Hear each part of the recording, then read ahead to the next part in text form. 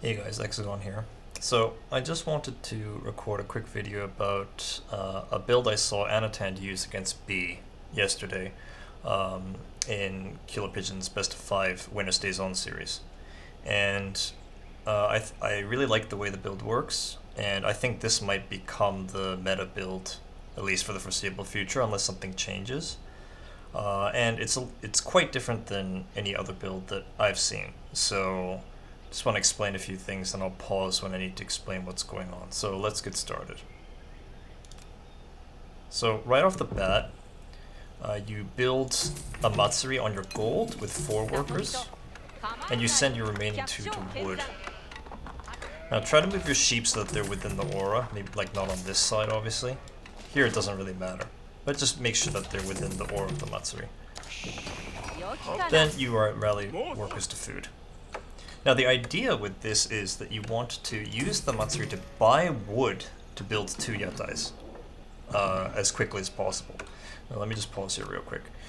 So in testing this build, I initially used my food worker to build a house when the next worker comes out, but I found that I get pop blocked when I make the Yatai, and I'm not sure if this is a bug or if that's how it's supposed to be, because I don't think Yatais cause population, but I realized that it's a little weird. So I build the house sooner than usual, and I use one of my woodworkers. I find if you use a food worker, you're slightly behind on food, and you have to maybe force drop off, and that's just annoying.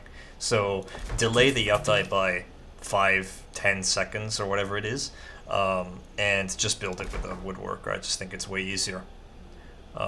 It's up to you, I guess, but alright, so then from here we just keep rallying to food, obviously, and the second we have 130 gold, we buy 100 wood here, and when this worker drops off here, boom, we'll have 130, and then we can build the Yatai. Any second now, there we go. Okay, now I think this is obvious, but I think if you're making 2 Yatais, you should just send them each to the boars. There's no reason to send the first 2 safe, I don't think. Let me just pause here for a second. Because how can they be harassed in the first 5-ish minutes of the game? If you're expecting to be harassed, then you can just pull them back. But at least initially, you should try and greed and get as much as you can out of the Yatais, in my opinion. So just send them both to the boar, I think. Or if you have a close berry and deer patch where you can get 60 food per minute anyway, and it's safe, well then obviously go for that, but I mean that's rare, so, and you have to scout for that, so just send them straight to the boar by default, and then it just as needed.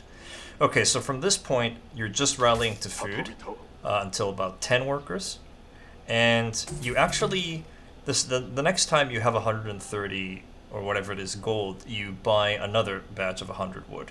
Now, you probably noticed that these workers were on wood and I pulled them off at 25 wood. Well, that's because obviously I want to buy another 100 wood here and then get the 125 wood for the Yatai. So, once you have 25 wood after this point, you can pull them off and put them on food. Yeah. Okay, so then from here, and we can speed it up just a tad because there's not really much going on from here. The second I have the gold, obviously, I just buy the wood and I build another Yatai and I send it to the other boar, as I just said. There we go, force drop off, buy another Yatai, there we go. And then from this point, I just think leaving 4 on gold is good. Because you kind of want to get your Daimyo estate out as soon as possible. Because if you can build a Daimyo early, it's just a very, very strong unit to have. It's essentially a knight, a castle-age knight, with a little bit less damage, right? So it's kind of like having an English king early.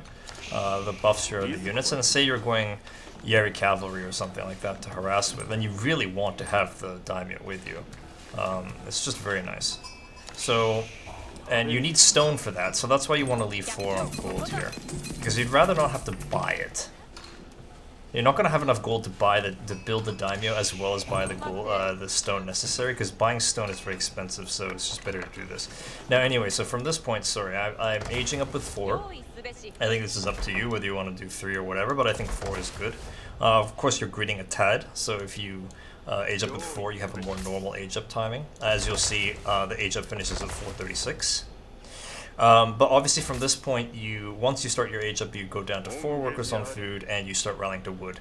How many you put on wood, I think it's personal preference. If you're trying to fast castle with, a few units, then, 5, 6-ish is probably fine. If you really need to, you can use the market to balance your econ as needed. It's say you need to get an outpost up because you think they're going to rush you or something, or you just buy some wood and rush build the outpost, right? If you think that's necessary. That's one thing that's incredibly strong about having a market in Dark Age. Obviously this was strong in theory, but it's strong in practice as well. Now let's just continue here. Gonna put a couple more workers on wood here. Now, as for the third and further yatais, if you have wood floating around, then definitely add them in, but I don't think it's worth delaying your age up significantly to get the third, fourth, fifth, and whatever. Feels like it's a little bit overly greedy. And of course, the more you have, the harder they are to defend. So, I mean, I think that's really up to you. I think that's something that will need to be experimented and determined, like what the actual meta is, whether it's to just go straight all the way to the maximum number of Yatai or not. Now, I neglected to mention this here, but maybe you saw it. I bought another 100 wood here because I wanted to rush the stable. And if you have this many, you just can't have the wood when you finish the age up. But if you want to immediately put pressure on your opponent and you want to make sure that your opponent isn't freely harassing your Yatai, then probably a good way to do it is just to make horsemen, right? I feel like that's just a pretty default way to do it with basically any civ, but that applies to Sengoku as well. So from this point, it's getting attacked by the AI here. You want to make a stable, and then you want to, as soon as you can afford it, you want to make the Daimyo estate. Now, which Daimyo estate you make, I think that's really up to you. But if you're planning on going Cav, then it just makes sense to start with Takeda, obviously. So, and you can add in other ones later, right? Yes, you need. So why not just start with Takeda? I think that's just a no-brainer here. Yeah. So, for some reason the AI is pushing me with 3 longbows, and I auto counter him because I went Yari Cavalry, and that's pretty cool. Nice play there, obviously, right? And in this situation, obviously, I don't need to have this tower here because I have units out, but I'm just kind of showing like when you have the resources to build it. Maybe this is around when you might want to build it if you're just rushing castle. Or if you're under pressure or whatever. You can get it pretty early. It's not super early, 6 minutes, but I mean, this is around the time maybe you'd want to build it. I don't know. Up to you. Now, the Daimyo is out now, and I have, 4 Yari Cavalry. So this is a good rating for us to have at 630. And you can obviously send them across the map and harass your opponent. If your opponent is trying to pinch your Yatai, then you can cut them off or aggressively attack the units. Now the really important thing is you don't lose any of these because especially if you go Ryokan, you have healing aura, which means that if you leave them out of combat for a while, they'll actually heal up to full, which is insanely strong actually. Even though the healing itself is not that quick, Sengoku lacks healing. You can't actually heal your units with monks because your monks don't heal normally. So in that sense, it's kind of nice to have this as a stopgap for your healing. But obviously, I think if you're very good and you have good micro, then Koka Township is obviously better. There's just insane plays you can do with it, and the scan ability, as well as the ambush abilities are both insanely strong, and the cooldowns are way too short. So, yeah, I mean, obviously, if you are confident that you can make use out of it, then definitely go Koka Township, in my opinion. But if you are not confident, Ryokan is totally fine. And also the fact that it's 6 houses worth is really nice because you're not going to get housed in the early game, no matter what. Right? I already have 90 pop space.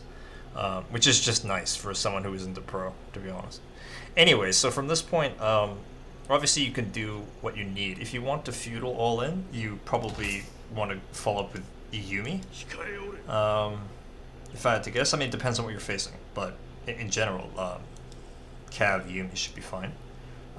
If you go with something like spears, then you're very heavy on the food, so you're going to have to macro very heavily on food, and it's going to be a little bit harder. Obviously, if that were the case, you wouldn't put so many on gold. You would stay on 4, maybe. Maybe even pull one off, but whatever it is, just I think 4 is fine. And I mean, from here, I just go fast castle. Because probably fast castling into Mounted Samurai is just like with normal Japan, is just probably going to be a pretty stable meta strat. Especially since you already invested into Takeda. And then when you see your opponent has, is starting to full counter you, say they go like pure spears, then you can do something against that, whether that's to go into regular Samurai from the barracks, or to go Yumi, or to go Tanegashima, hand cannons, depending, right, obviously. But you can tech switch later. But yeah, so just to give you a sense of when the castle age up time is, just harassing and using some cavalry under English TC, as you do. And so I can click the age up at, I could have clicked it at like 820, but I was busy doing something, so there you go. But, I pull these workers off, and I started building it here, but I realized that that won't be inside the range of the Matsuri, so I moved it closer. And so one funny thing about the Sake Brewery is that because it instantly spawns 5 mats, if you have any workers building this, 5 of them will automatically go on the mats, which is very nice. You don't have to task them to do it, it's automatic. But normally you would probably want to age up with more than 5. So say 8, as I'm doing here. So you probably saw that I pulled 3 food workers off, and I have them shift click back to go back to the berries, because these 5 will automatically go on the mats and start getting gold, but these 3 will just sit here idle after they build it, because there's no space for them to go. So, if you care, you can build it with 5 initially, and then add in however many you want, and have them shift click back to whatever resource it was that you pulled them from, whether that was wood or whatever. One thing I have noticed in playing is that when you go this landmark, you start floating gold a lot, obviously, because the second you build this, you get 5 very efficient gold workers. So it's like you sent 5 to gold, so you should probably rebalance your economy depending on what you're going. Now, obviously, gold is very important in early castle to get your veteran upgrades and all the other econ upgrades that you might want, like say Fudasashi, or maybe you didn't have Takesaiku in yet, or whatever, right? But so at least initially, that's probably fine. But later, you'll probably find that you'll float a lot of gold, and that you'll have no food. And if that's the case, then you can probably pull 5-ish workers off of your gold and send them to wood, so you can start adding in farms, or send them to food or whatever. That's just what I've found in my initial testing. Yeah, but this landmark is definitely very strong. I think this is way better than Temple of Equality, personally, until they change something about Temple of Equality. Anyway, obviously from this point, it really depends on the game and what your opponent's doing and all that kind of stuff, whether you can even castle or not, but, this is probably possible to do in the vast majority of games, given how quick the age up is. And then you can start pumping, you can add in another stable if you need, or you can add in archery range, depending on what you see. But, you could go up to another stable, and then you could add in some mounted samurai, and then, mounted samurai beat basically everything, so, even though he has this, you can just kind of take it, kind of poke in and out and whatnot. As needed. So then, very nice to get this healing in. There's no healing icon that shows on them, but they are healing. Don't worry, you can see it went up from 74 to 77, and it'll go up to 80 in a second here. Yeah, there you go. So it's just very, very nice. There you go. Asia finishes just before 10 minutes. I shift click these, but they ran out, so whatever. Anyway. Yeah, and probably saw that I pulled some off gold here. Yeah, there you go. Yeah, because I only have 5 on this gold now, because I have 5 on these mats here. Yeah, and I feel like that's probably fine. You can probably pull them off later. But anyway, yeah. So I get harassed and lose some workers on the food here, so that's really cool. But anyway, from here, I think it probably just plays like normal Japan, except you don't have Bugeisha as an option to swap into. I feel like Mounted Samurai into Bugeisha switches quite strong, especially against civs that like to mass spears against Mounted Samurai. Obviously, because Bugeisha are like a great counter to spears. And it's the same macro, it's food gold, and you can just stop making Mounted Samurai or slow the production and instantly put up a bunch of barracks. But Sengoku's barracks cost normal 150, and they don't have Bugeisha to begin with, so that's not an option. So if that's the case, probably a normal Yumi switch is standard, or adding in Yumi to support your calves. Swapping into normal samurai, I'm not sure. I feel like they're very slow, and I feel like they require quite a bit of investment to really get off the ground, and I feel like obviously they're countered by the same unit, i.e. crossbows. So if your opponent goes spear crossbow, I think they're going to have a good time if you go Mounted Samurai and regular Samurai. So maybe you should just go spears or something like that. I don't know. I'm no pro player, so you're going to have to figure that out. But yeah, the castle timing is very competitive while making a few units, quite a few units to harass. It's 8 or so air cavalry or whatever it was. And of course you have you have good econ, and you have good econ scaling. At this point, it's only at 10%, but we're close to getting another package in here, as well as from here. So within, I don't know how long it takes, but some amount of time we'll be up to 20%. Yeah, which is pretty good, right? For 10 minutes, maybe like 12 or 13 minutes, it'll be there. Yeah, I think that's pretty strong. Yeah, so.